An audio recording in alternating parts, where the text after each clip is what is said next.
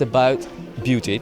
It's about Paris. To say thank you to Paris because it's 10 years that I built it up, my story here, thanks of France and the Parisian.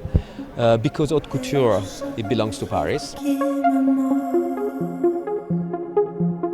It was really a moment that I started to think, oh, I would love to get these girls to have like a walk, a promenade through the Parisian gardens. Because I always have this idea of a flower obsession. And I love this idea of all this bouquet of flowers like falling like on the silhouette. There is like a huge story of flowers in this collection.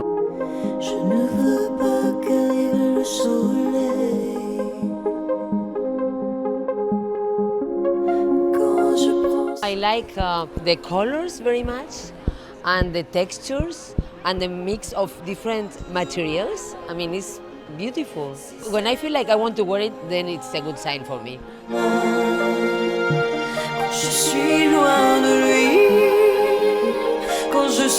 I love the red dresses. Always the long dresses is a dream. That was my favorite. But actually, a few pieces were outstanding.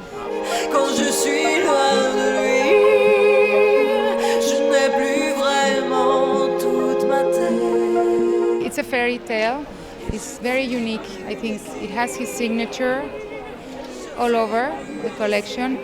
I love the pleats, all these big volumes and big skirts. And it's like an overdose of sophistication all over. I need to digest all this. I really love Jean-Baptiste Vallée's couture. I think he's really good at that.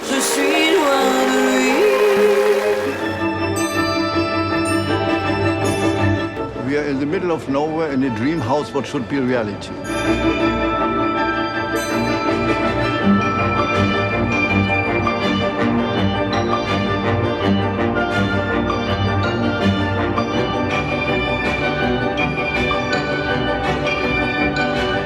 I like the idea to take ecology one step further and to make a high fashion, very elegant and very luxurious version of it, and to do beautiful embroidery with wood, straw and things like this.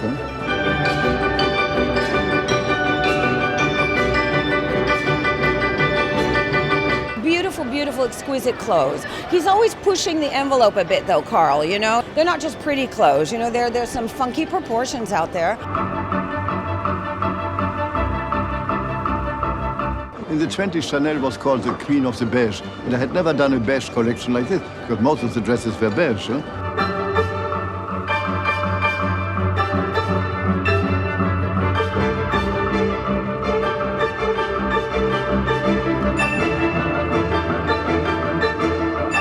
He can read the tea leaves or sort of sense what's in the air better than anybody.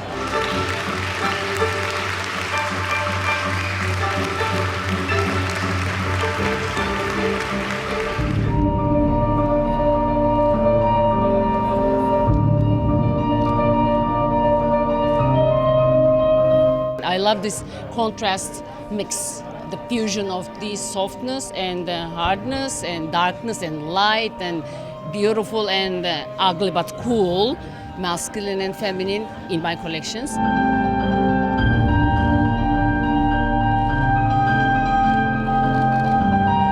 It was a surreal thing, it's a dream, it's all these fairy tales which I loved when I was a child and which I still love.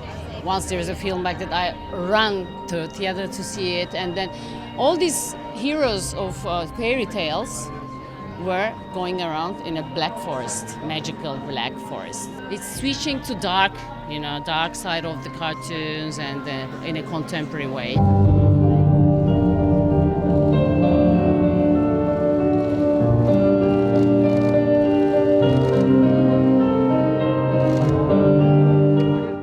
I love the collection. I'm honored to be the bride. I think here we see couture, it's very couture, but it's not what we're used to see. It's not just like, you know, this red carpet dress. There is the mood of fairy tale everywhere.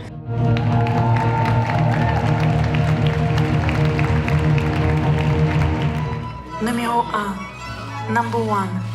La Damnation de Faust. I've seen many operas since a couple of years, and mainly in Paris or the Met in New York. And when I had to design this collection, immediately those images came into my mind.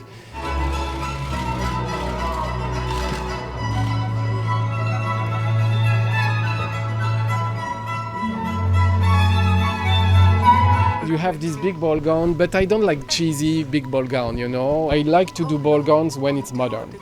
And this specific silk that we use more for Saharian and trench coat, I do a big ball gown. Numéro 17. Number 17. Casta Diva.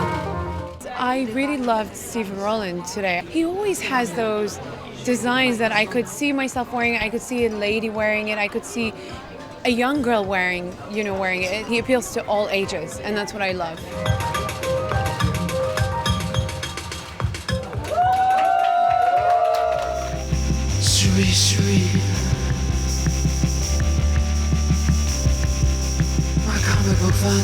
It's the mix of two epochs, you know. It was the story about masquerades, balls and carnivals, about gypsies and... So what aristocrats did in the 19th century, when it was end of Russian Empire. And we mixed it with some modern part, with some stories from Leningrad, you know. First raves, punk groups, first artists that emerged in the end of Soviet era, and also like Madonna vibe, Boy George, David Bowie.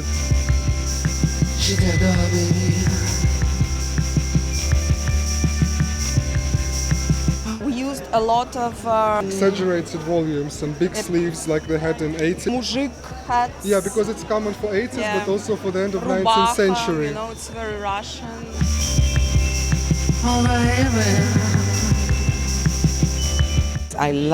I think it was really an art piece, this kind of corset. I love the combination of the materials, the styles, and the way she provocates. I really think it's wonderful. I'm going back and visit her. She got a problem. She got a little... I think she mastered something here with this collection. It's so fresh, it's so strong, and it's so kind of, now I'm speechless. I think that it's just all great.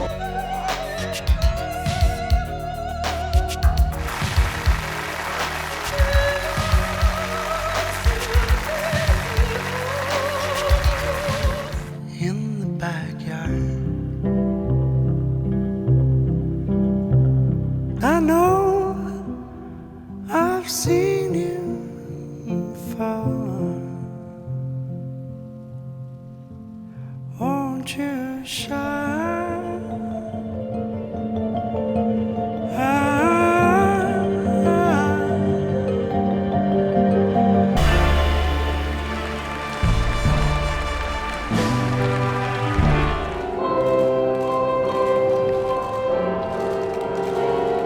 Our first face, my dear friend, Deborah Hang, she will be like a dream, like a white swan. I'm the white swan. In reality, I'm the black one always. And then black swan. It's like fighting.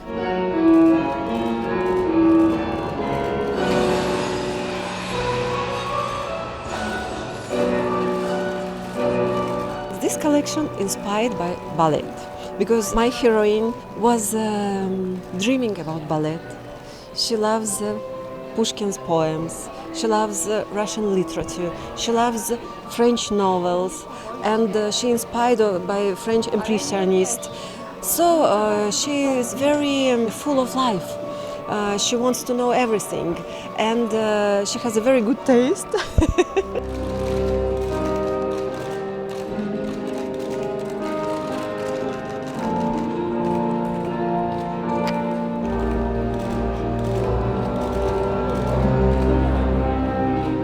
It's just a dream to be in this dress. It's full of kind of flowers and beautiful diadem. I feel like a princess.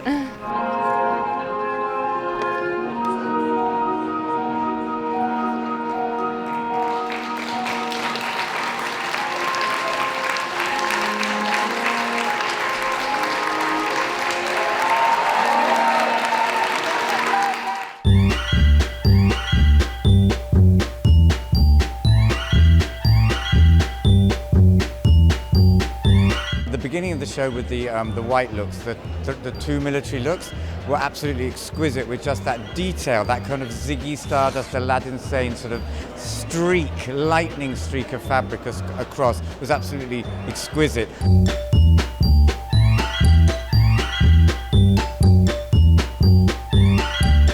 For such an excellent designer like John, it's so beautiful to see how he translates Margiela into 2016 with his own language, with his great cuts and tons of fantasy.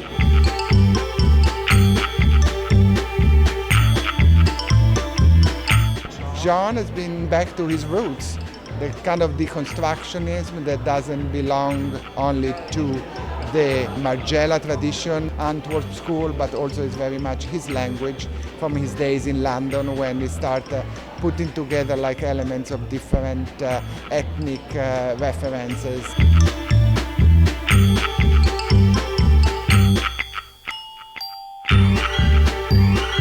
I love especially the last two outfits with all those magical things that they were happening. It's just a dream. We want to dream. Thank you, John Galliano. Thank you.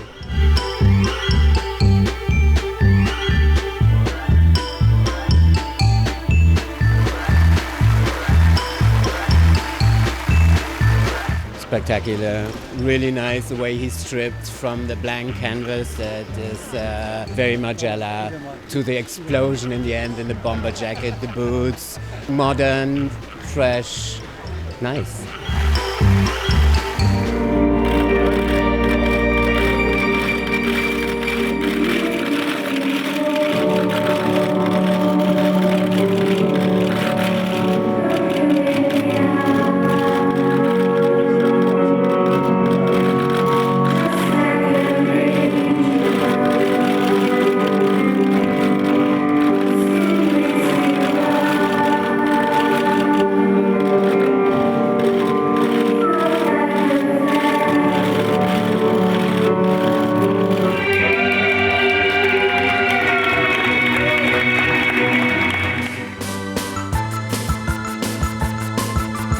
I'm so excited to be opening the show. It's a beautiful collection. My first look is a coat, which is like insanely beautiful coat. I wanted to play with Parisian codes, what Paris represents for couture, the Parisian woman. I started with some very well-cut pea jackets. We worked much on the shoulders, and I think these jackets look good from the front and from the sides. I always work with leather, but this season we treated it differently. We lacquered it. We wanted it to look like vinyl, which recalls Parisian trench coats and nail polish.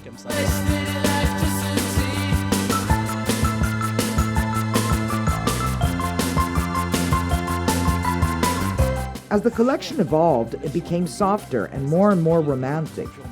I was able to do this thanks to the traditional craftsmanship of the great Parisian houses. And this season, we worked especially with Maison Lognon for all the plissé pleats. There are at least 8 plissé dresses that required exceptional technical skills.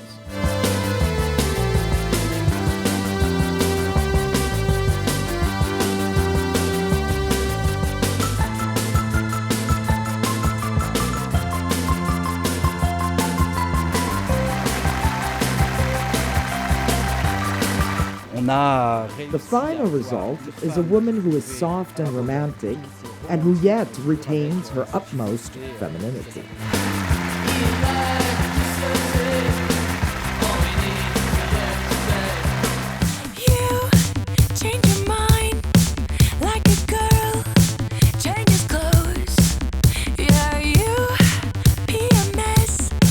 We are just here to create emotion and to show the maximum of what we can do in the atelier. We are here to push the technique and to do things that we can't do in the ready-to-wear because of the time, because of the cost, because it's long and complicated to do.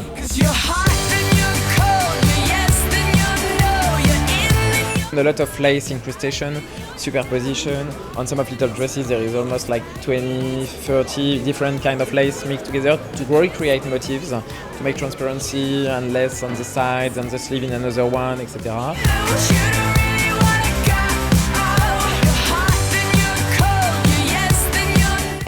impressed by maybe this season, it was much more real world, as attempt to move couture into something actually attainable.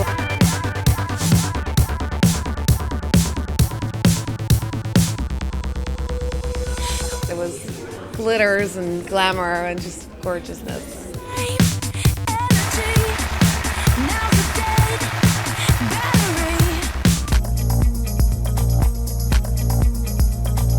It's called Blooming Ashes. Basically, it's a woman who is reborn, is transforming from the ashes, and that woman is composing an armor-like second skin on herself with the remains of the old civilization into a new mythology yet to be written.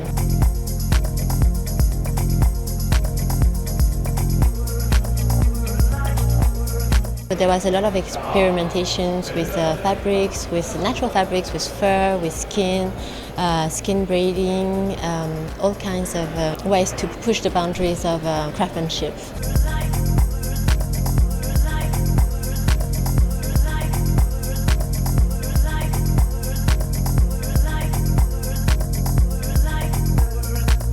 She's transforming herself into a new creature from the shadows to light. So she's just surrounded by an aura of LEDs, of 1,000 LEDs, like a bioluminescent creature from the abyss, reborn from the ashes.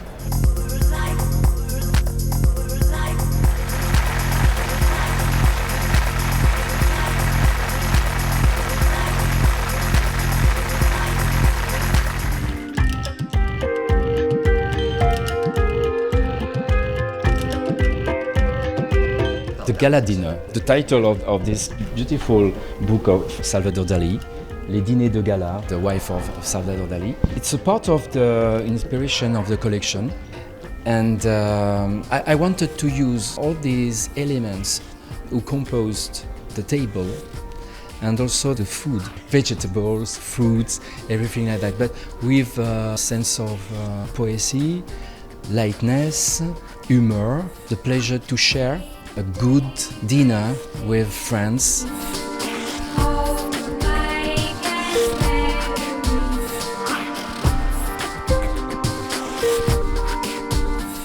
The embroidery, the sorts of funny little winks, the nods, so Schiaparelli, the way they use the jewels, it was just so charming and so well made.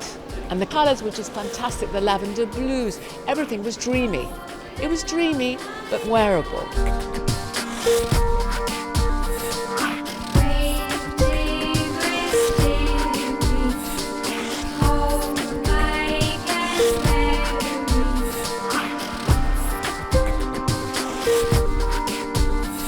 Bertrand not only brought together the incredible workmanship of embroidery, of all sorts of incredible plisses, but also the 1930s line that really defined this incredible elegance for the woman.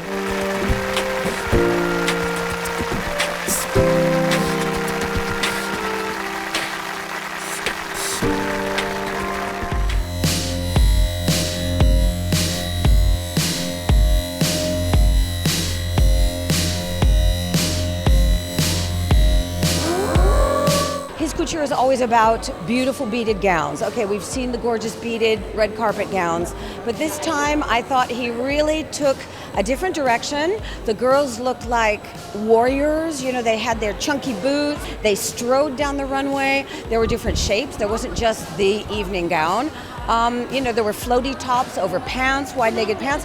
I thought it was a very, very clever, inventive, very luxurious, but modern luxury.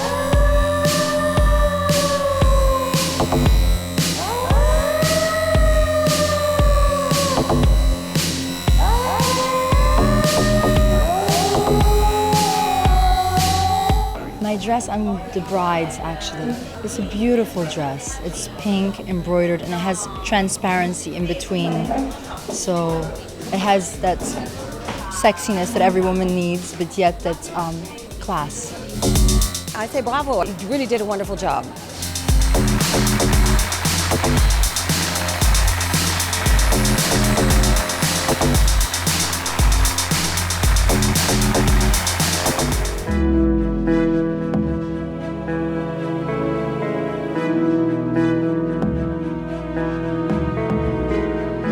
What's wonderful about Valentino is the quality and the romance and the femininity. And this really, the coats, the dresses, it was dreamlike. You were in another world.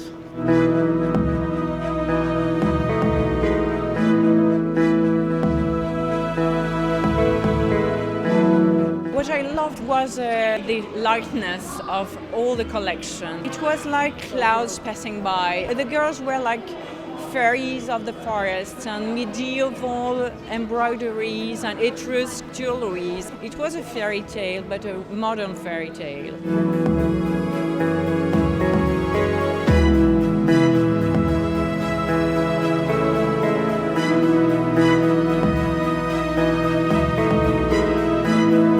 The beautiful Italian traditions, I mean, from the fabrics to the embroideries, the history, I think it's a very beautiful show. Visually, kind of so charming, so wonderful, so beautiful, really.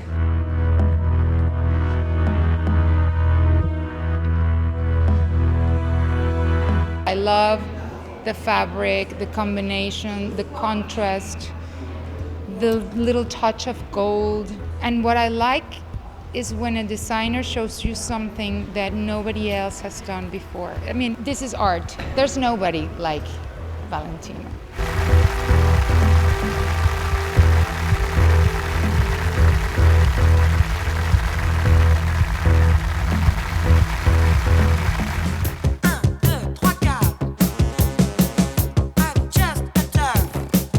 It was the idea of the palace and all that glamour on that place, which was quite unique. Those girls, they were sleeping before in the pyjamas, girlfriend or boyfriend, and they could wear it also outside after to club. It can become like a beautiful evening dress, relaxed and like a life in out, you know, that mix like that, day and night, you know, which was in reality the pyjamas is something that join everything.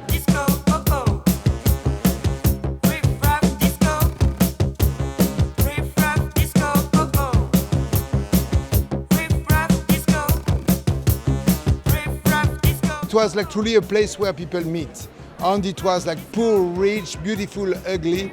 Everybody was good look also. The look was super important.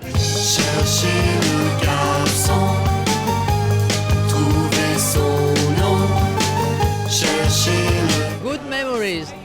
Now really, it was exactly like the palace. And we all had those silly little hats, you know, camembert hat. It was really good. And I'm so happy that he put my music.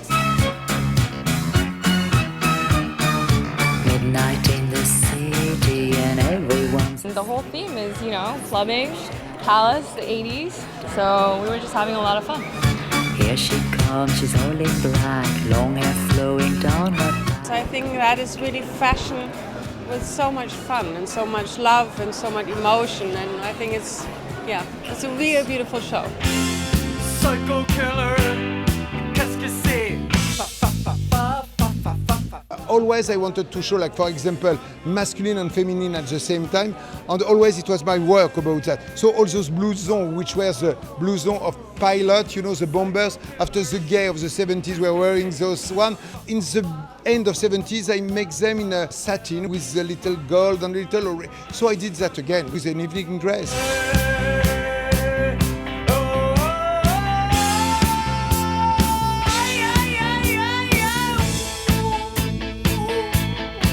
We were having a real party.